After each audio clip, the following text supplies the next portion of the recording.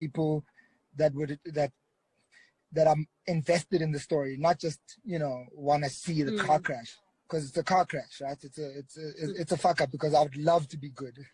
I would love to be okay. I'd love to be all right, and I've communicated that many times, but I feel like for him to do that record, whether he says it's not about anyone or whatever, for him to do that record, he needed to do that record, and I accept that.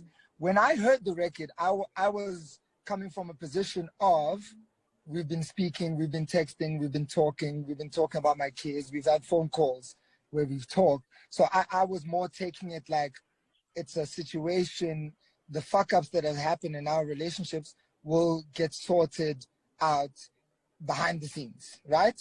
Yes. So I was taking it that way.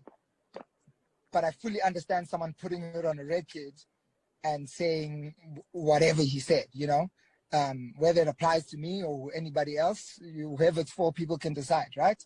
I get that part, so I have no beef with that. I have no beef with anybody. I get people getting out their emotions. What I will say is that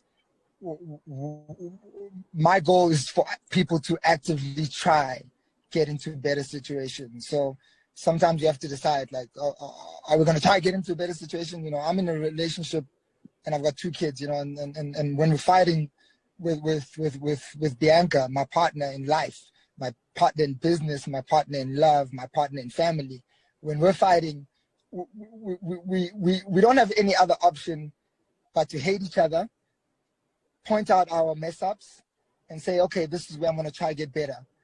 She might run to my family, she might run to my mom and say, look what he did. She might go tell the story to the whole world out of anger and frustration, and that's cool. And I might do the same. But at the end of it all, we're doing that to try and get into a better place.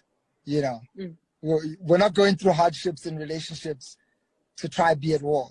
We should be going through hardships in relationships to try and get into a better place, So my mistakes, talking publicly, maybe to talking to Slicker, maybe was an